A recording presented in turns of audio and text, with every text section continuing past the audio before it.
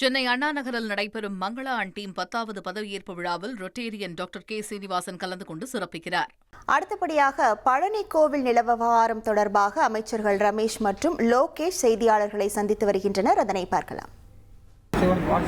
பழனியில் ஒரு நிலம் இல்லீகலாக பார்த்தீங்கன்னா ரெஜிஸ்ட்ரேஷன் நடந்திருக்கு அப்படின்ற ஒரு விஷயம் நீங்கள் எல்லாருமே செய்தியாக வெளியிட்டிருந்தீங்க.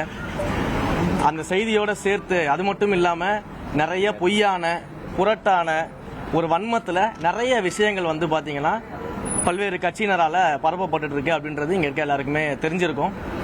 பார்த்தீங்கன்னா அந்த நிலத்தை ரெஜிஸ்ட்ரேஷன் பண்ணது என்னுடைய சொந்தக்காரரு 100 கோடி ரூபாய் மதிப்புள்ள ஒரு சொத்தை 2 கோடி ரூபாய்க்கு ரெஜிஸ்டர் பண்ணிட்டாங்க, அது மாண்புமிகு அமைச்சருடைய உறவினர் தான் பண்ணியிருக்கிறாரு அப்படின்லாம் சமூக வலைதளத்தில் நிறைய பரவிட்டாங்க. உண்மையிலேயே அப்படி ஒரு உறவினர் எனக்கு எங்கேயோ இருக்காங்கன்றதை கண்டுபிடிச்சி சொல்லிருக்காங்க பாருங்க. எப்பேற்பட்ட கண்டுபிடிப்புன்றதை நான் இன்னைக்கு தான் பார்க்குறேன். இப்படிப்பட்ட உறவினர் எனக்கு அங்கே இருக்கிறாங்கன்றது எனக்கே இன்னைக்கு தான் தெரியும். அப்போ அப்படிப்பட்ட இடத்துல இந்த மாதிரியான ஒரு பொய் செய்திகள் எல்லாம் பரப்பி விட்டுட்டு இருந்தாங்க. அடுத்தது ஏதோ அரசாங்கம் கவனம் செலுத்தாம அரசாங்கமுக்கு தெரிந்துதான் இதெல்லாம் நடக்குது, அமைச்சர்களுக்கு தெரிஞ்சுதான் இதெல்லாம் நடக்குது அப்படின்றது போல பல பேர் பல்வேறு விஷயங்களை பொய்யாக புரட்டாக சமூக வலைதளங்கள்லையும் சில யூடியூப்களிலும் பார்த்தீங்கன்னா பரப்பிட்டு வராங்க. ஸோ அதற்கு ஒரு விளக்கமாக தான் இந்த விஷயத்தை நம்ம சொல்றோம். என்னென்ன நடவடிக்கைகள் நம்ம எடுத்திருக்கோம் அப்படிங்கிறத நம்ம சொல்றதுக்காக தான் முக்கியமாக இன்றைக்கு செய்தியாளர்களை சந்திக்கிறோம்.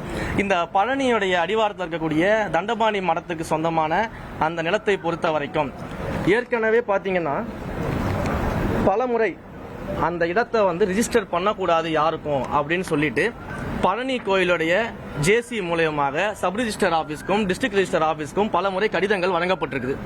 நீங்க அந்த கடிதங்கள் பாத்தீங்கன்னா 15/9/2025, 16/11, 25/12 போன 2025 பாத்தீங்கன்னா இந்த கடிதங்கள்லாம் நம்ம வழங்கியிருக்கிறோம்.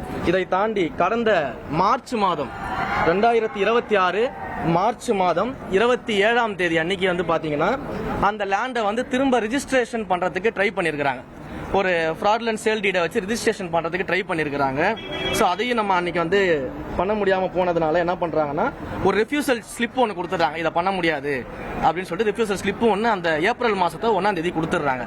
அந்த ரெஃப்யூசல் ஸ்லிப்பை வச்சுக்கிட்டு அந்த பிரைவேட் பார்ட்டி என்ன பண்றாங்க, ஒரு 2-3 பேர் சேர்ந்துக்கிட்டுனா கோர்ட்டுக்கு போறாங்க. ஸோ கோர்ட்டுக்கு போயிட்டு ஏப்ரல் 10ஆம் தேதி ஒரு ஆர்டர் ஒன்று வாங்குறாங்க.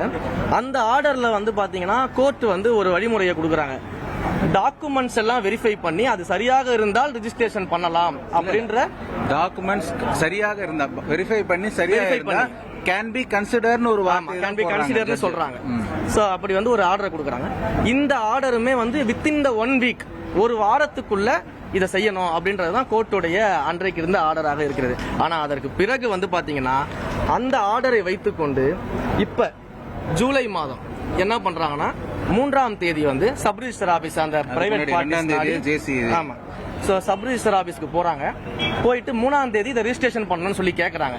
ஆனா 2ஆம் தேதியே 3ஆம் தேதி அவர் போறாங்க அந்த ரெஜிஸ்ட்ரேஷன் பண்றதுக்கு. அதற்கு முன்னாடி நாள் 2ஆம் தேதியே பழனியுடைய ஜேசி என்ன பண்றாரு அப்படின்னா இந்த லேண்ட்ல எந்த விதமான ரெஜிஸ்ட்ரேஷனும் பண்ணக்கூடாது அப்படின்னு சொல்லிட்டு டிஸ்ட்ரிக்ட் ரெஜிஸ்டர் ஆபீஸுக்கு மீண்டும் கடிதத்தை எழுதிடுறாங்க.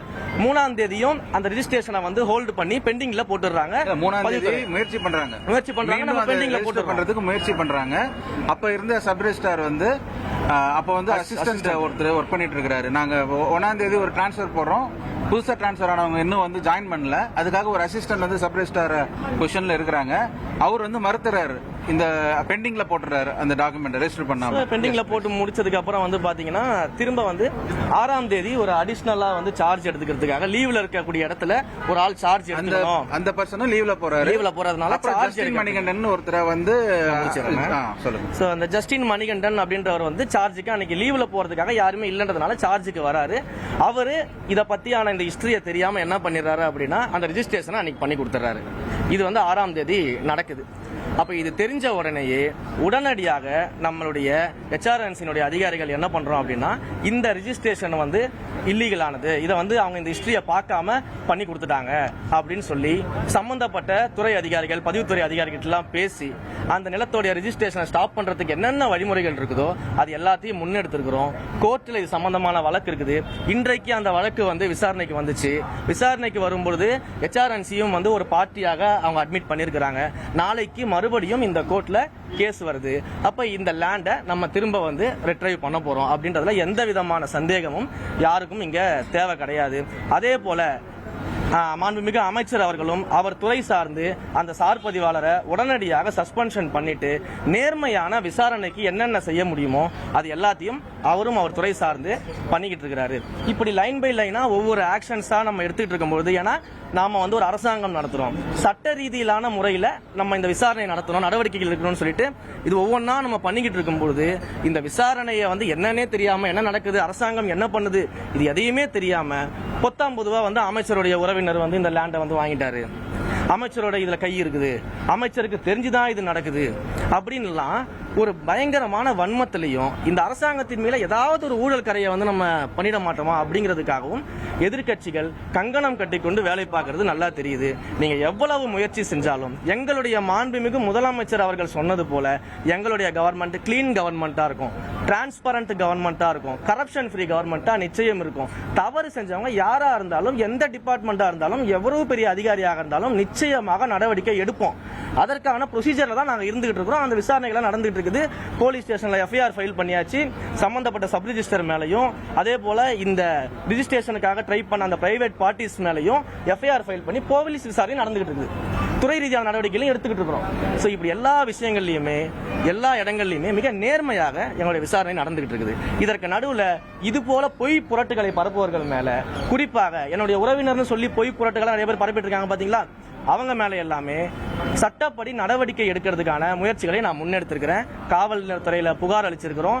தொடர்ந்து இது போல செய்யும் வகையில யார் யாரெல்லாம் இப்படி பொய் புரட்டு புகார்களை பரப்பிட்டு இருக்காங்களோ அவங்க மேல நடவடிக்கை எடுக்கப்படும்.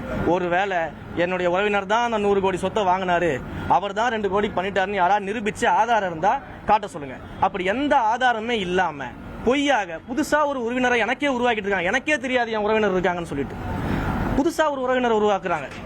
கடந்த காலகட்டத்தில் இந்த புதுசா அப்பாக்கள் எல்லாம் உருவாக்கின மாதிரி, அண்ணன்களை பெரியப்பாக்கள் எல்லாம் உருவாக்கின மாதிரி எனக்கு உருவாக்கிட்டு இருக்கிறாங்க. அப்ப எங்களுக்கு யாரை பத்தியும் கவலை கிடையாது. எங்களுக்கு மடியில கனம் இல்லை, வழியில பயம் இல்லை. நாங்க தைரியமா இந்த விஷயத்துல இருக்கிறோம். இன்னொரு விஷயமும் சொல்றேன், கோயில் நிலங்களை பொறுத்த வரைக்கும் 1 இன்ச்சு கூட யாருக்கும் கொடுப்பதற்கு நாங்க தயாரா கிடையாது. கோயில் நிலங்களை பொறுத்த வரைக்கும் இது போன்ற இல்லீகல் ஆக்டிவிட்டீஸ்ல நேர்மையாக துரிதமாக சட்டப்படி எல்லா நடவடிக்கையும் எடுக்கப்படும் அப்படிங்கறத இந்த இடத்துல நாங்க தெரிவிச்சுக்கிறோம். சென்னை அண்ணா நகரில் நடைபெறும் மங்களா அண்ட் டீம் 10வது பதவியேற்பு விழாவில் ரொட்டேரியன் டாக்டர் கே. சீனிவாசன் கலந்து கொண்டு சிறப்பிக்கிறார்.